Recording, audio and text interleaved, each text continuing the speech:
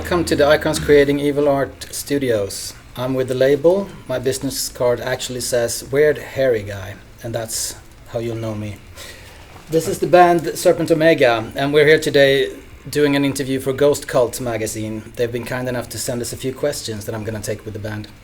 We have here Earsplit, Peter, Brief, and Jonsson. And let's dig in. Great job on the new album. Can you discuss the long time span in between the debut album up to now? Who want to take it? Yeah, what happened? Well, we were writing, everything was done. We recorded the album. And about 2 years ago, we were all set to release the album. But then we decided to change drummers in the middle of it all. And naturally, at that point, we also decided to re-record the entire album. So that took another 2 years. But we're super excited about the result, and we wouldn't want to have done it any other way. We have Peter on the drums now, which of course has led to a great development for the songs as well, I would say, since your way of playing really fits Serpent Omega and our music. So yeah, I'd say that's it. Also, I think, time is quite relative in this sense. We, from the release of the last album, first album, and the release of this one, it's 7 years. Yeah, that's fine. But if you include the maybe 1.5 years of writing the first album as well, you can add another couple of years to that. So I think, of course, there's the issue with the changing drummers when everything was done and then re-recording it. But I don't think that's such a long time from album to album. Small follow-up question, as part of the label here. How long do you think it will take for your next album after this 18 one? months. Yeah. 17 years. Probably. No, somewhere in between. I can't stand to wait 7 years. I'm too impatient for that. Impatient. I think Peter is a good thing for that, because he's the one who's want to release something really fast, and also maybe the label wants to do it faster. So I think we will do it faster than 7 years. I think we can guarantee it, but not so much faster. It's not an issue about writing the actual music. That's not the process. I think is that we do everything ourselves, obviously, artwork and all that, and we are extremely perfectionist. So, and also we work in this really weird process, which I don't think any other band do, almost any other band, and that is that this is not a democracy. This is some sort of super democracy band where everyone has a saying and everyone has a veto. So if yeah, we need to change that. If process. I had hair, it would have fallen off for the last 2 years. And do you see the pigment or the non-pigment still on my beard? I usually blame the kids, but I blame them as well. Of course. Annoying. We will no, but I think that you can laugh about it and whatnot. But I think that actually this really works for us, since the finished product is something that we are all really, really proud of, and something that we can all stand behind without any doubts or questions, or this feeling that you would want to have had to change something differently. We're all so happy with this album, and if this is a weird way of working, it's a lot of frustration, and yeah, you will rip your hair out sometimes, but I'm always really confident that this process also is what makes us special and unique, and I know that this is something that will work so well on album and especially live. So I'm happy with it, and it takes time, but so be it. Okay. On the same subject, it seems like the band has incorporated a few more varied influences since 2013. Specifically, what bands are you into these days, aside from the typical sludge doom artists? Only Johnny Winter and ZZ Top, over and over again, in my head. But that's just me. Don't care about me. These days, I didn't change my listening since the 90s, I think. So. Me neither, basically. No, me neither. If you're speaking about genres instead, I think we incorporated more black metal in this album than the last. Yeah. Yeah, because most of the people who sent these questions, some of them will have heard all the albums already. Yeah. Some of them might have only listened to the two singles that are out, depending on if they're long lead or short lead media. So I think you're right. Having listened to the whole album, it definitely has a bit more influences than the previous album. Yeah. But it's got that core of the sludge and doom. But we still mix the genres like in this unique blend, I think.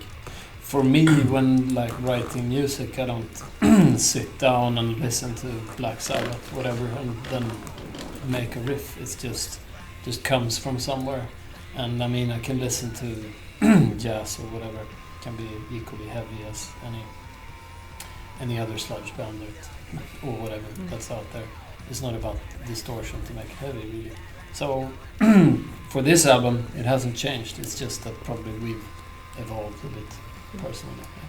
I think you change over time, even if you don't think about it, or because you grow as a person for 7 years.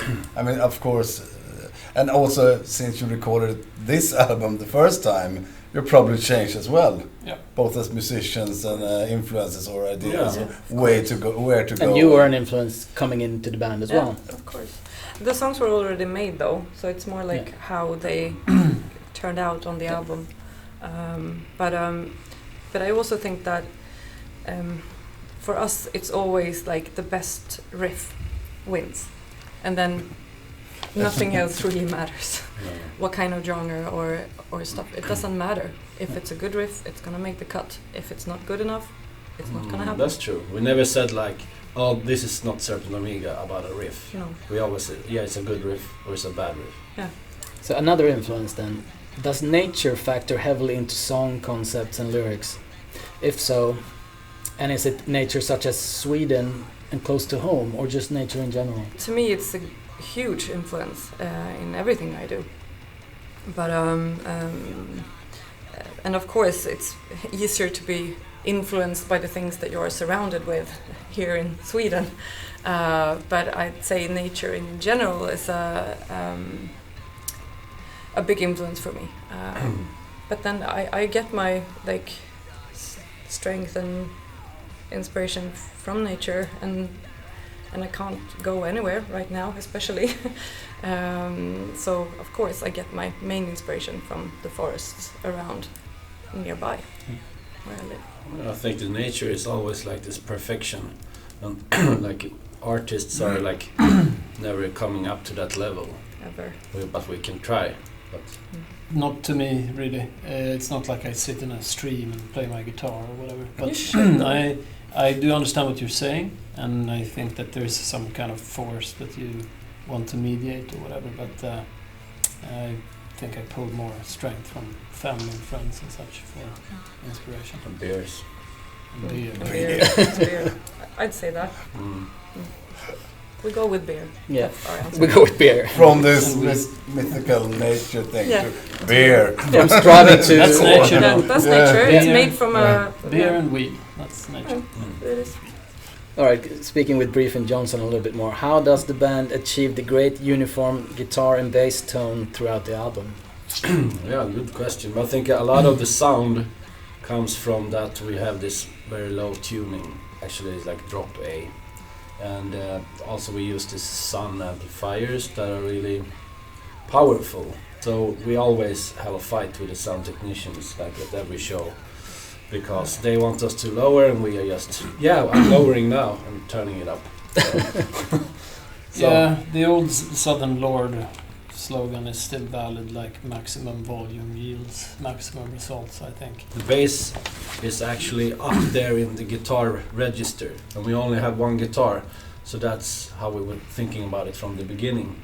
So the bass sound is not only the bass sound, it's all the way up, like in the high register, like a guitar too, mostly due to this giant distortion.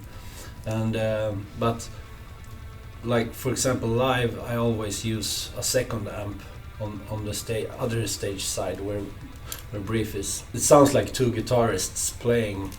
I mean, that's the goal, but I mainly do it myself. And on the album, we added some extra harmonies and stuff, but It's nothing that we will notice live that is lacking, because the bass will cover up for those rhythm guitars, so the harmonies will like sound the same anyway. So. Cool. Yeah. We've got a question. What is the song Cathonic about? That's a good question, and I think relating to what Skoger usually says, that people asking question about meaning and lyrics and such, I think that if you listen to the song and you understand the lyrics, I think you can figure out your own meaning. But it's basically about a war, you could say, and it's a very very doomsday sort of epic song. Right. Since Stockholm is so well known for internationally, that is, for death metal, were you as a band considered outsiders for being more doom and founding a doom band? Looking back, Personally, I think that we've always been outsiders. You can't really put us in one genre, which makes people a bit nervous. You prefer to go to, like, what are you gonna announce as us? Are we a doom band? Are we a black metal band? Are we a sludge band? What are we? We're all of that. I think. So I think when we got playlisted on the last single, we had 4 different kinds of playlists from one of the bigger streaming services. We were in 4 different ones, and it was it makes sense there, it makes sense there, but also there. And so I think that to answer the question, I think we've always been outsiders, but that is not a problem for us. When we formed up, I don't think that we didn't have an idea that we're gonna play sludge. We just wanted to play the heaviest that we could, and like I said before, it doesn't have to be distortion to be heavy.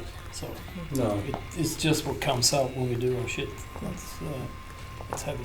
But we have been like, I don't know, like incorporating some death metal riffs and drumming, and also like this Boss HM2 pedal, like to have, so the sound is there, but it's not. We of course we're outsiders from every genre, but we're still in every genre too. So Last question. Any thoughts of playing live shows in the post-pandemic world looking forward?